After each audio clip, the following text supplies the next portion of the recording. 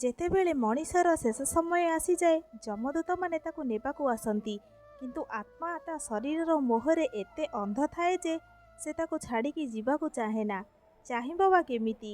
ସେହି ଶରୀରରେ ତାର ବାଲ୍ୟକାଳ, ଯୌବନ, ବାର୍ଦ୍ଧକ୍ୟକାଳ ସବୁ କାଟି ଦେଇଛି। ସେ ଶରୀର ପାଇଁ କେତେ ସୁଖ, ଦୁଃଖ, ମାନ, ସମ୍ମାନ, ଶରୀର, ସୌନ୍ଦର୍ଯ୍ୟ, ସ୍ତ୍ରୀ, ସନ୍ତାନ ଆଦି ସବୁ ପାଇଛି। କେତେ ସାବୁନ, ସାମ୍ପୋ, ଅତର, ପାଉଡର ମାରି ନ ସଜେଇଛି ତା ଶରୀରକୁ।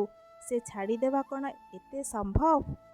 ସେଥିପାଇଁ ଯମଦୂତମାନେ ଆତ୍ମାକୁ ଶରୀରଠାରୁ ଅଲଗା କରିବା ପାଇଁ ସେ ତାକୁ ଭୟ, ଶୋକ, ଲୋଭ, ମୋହ ଦେଖାଇ ଆତ୍ମାକୁ ନେବା ପାଇଁ ଚେଷ୍ଟା କରନ୍ତି। ପ୍ରଥମେ ସେ ତାଙ୍କ ପାଖରେ ମରିଥିବା କିଛି ମଲା ଲୋକମାନଙ୍କୁ ଦେଖାଇ ଭୟ ଓ ଭ୍ରମିତ କରିବାକୁ ଚେଷ୍ଟା କରନ୍ତି। ଏହା ଜଣାଇବାକୁ ଚାହାନ୍ତି ଯେ ତୁମର ଶେଷ ସମୟ ଆସିଯାଇଛି। ତୁମେ ତୁମ ଶରୀରର ମୋହ ତ୍ୟାଗ କରି ତୁମ ପରିଚିତ ଲୋକମାନଙ୍କ ପାଖକୁ ଚାଲି ଆସ। କିନ୍ତୁ ଆତ୍ମା ଏଥିରେ ମୋହ ତ୍ୟାଗ କରେ ନାହିଁ, କିନ୍ତୁ ଭୟଭୀତ ହୋଇଯାଏ। ପରେ ଯମଦୂତମାନେ ଏକ ଲୁହାର ଶରୀର ନେଇକି ଆସନ୍ତି ଆଉ କୁହନ୍ତି, ଦେଖ, କାହିଁ ଏ ପୁରୁଣା ଶରୀରରେ ପଡ଼ି ରହିଛୁ, ଯେଉଁଥିରେ ରୋଗ ଭରି ରହିଛି। ସେ ଶରୀରରେ ଅଛି କ'ଣ? ପୋଡ଼ି ହୋଇଯିବ, କାଟି ହୋଇଯିବ, ଆଉ ପାଣିରେ ବି ବୁଡ଼ିଯିବ। ଟିକେ କଷ୍ଟ ଲାଗିଲେ ତତେ ବି ଆଘାତ ଲାଗିବ। ଦେଖ, ସେ ଶରୀର ଛାଡ଼ି ଦେଇ ଆମେ ଆଣିଥିବା ଲୁହାର ଶରୀରରେ ପଶ। ନା ସେ ପୋଡ଼ି ହବ, ନା କାଟି ହବ, ନା ଆଘାତ ଲାଗିବ। ତୁ ଏହି ଶରୀରରେ ପୁରା ସୁରକ୍ଷିତ। କିନ୍ତୁ ଆତ୍ମା ସେହି ଲୁହାର ଶରୀରକୁ ଦେଖି ସିଧା ମନା କରିଦିଏ ଆଉ କହେ, ମୋ ପିଲା ଛୁଆ, ଘରଦ୍ୱାର, ଧନ ସମ୍ପତ୍ତି ଛାଡ଼ି ସେଥିରେ କାହିଁ ପଶିବି? ମୋତେ ସେ ଶରୀର ଦରକାର ନାହିଁ।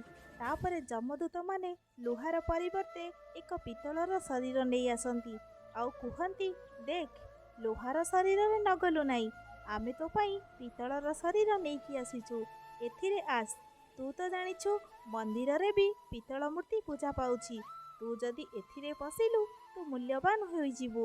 କାହିଁକି ଏ ଶରୀରରେ ପଡ଼ି ରହିଛୁ, ଯାହାର କାମ ଶେଷ ହେଇଗଲାଣି? ଦେଖିପାରୁଛୁ ତ ତୋ ମାଉଁସ ଗୁଡ଼ାକ କେମିତି ଲୋଚା କୋଚା ହେଇଗଲାଣି, ଆଉ ଆଖି ଦିଟା ଗଳି ପଡ଼ିଲାଣି। ସେଥିରେ ପୁଣି ତୁ ତା ପାଇଁ ଲୋଭ କରୁଛୁ?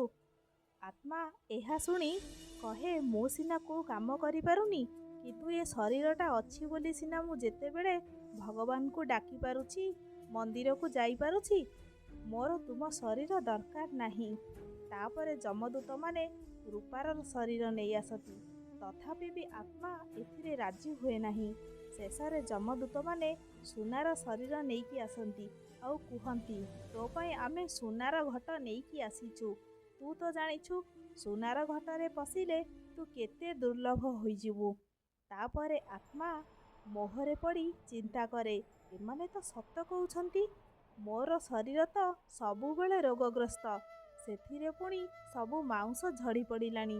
ସମସ୍ତଙ୍କ ପାଇଁ ବୋଝ ହେଇଗଲେଣି। ଏ ଶରୀରକୁ ନେଇ କ'ଣ କରିବି? ମାନେ ଆଣିଥିବା ସୁନାର ଶରୀରରେ ପଶିଲେ ମୁଁ ବହୁତ ଦୁର୍ଲଭ ହୋଇଯିବି।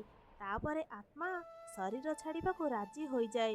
ଯେତେବେଳେ ସେ ତା ଶରୀରକୁ ଛାଡ଼ିଦିଏ, ସେତେବେଳେ ଯମଦୂତଗଣ ସେ ସୁନାର ଶରୀର ଧରି ଆଗରେ ଦୌଡ଼ନ୍ତି ଆଉ କୁହନ୍ତି, ତୁ ଆମ ପାଖକୁ ଆସ। ଏହିପରି ଭାବରେ ଆତ୍ମାକୁ ଦୌଡ଼ାନ୍ତି ତାଙ୍କ ପଛରେ, ଯେ ପର୍ଯ୍ୟନ୍ତ ତା ମୃତ ଶରୀରକୁ ପୋଡ଼ା ଯାଇନାହିଁ।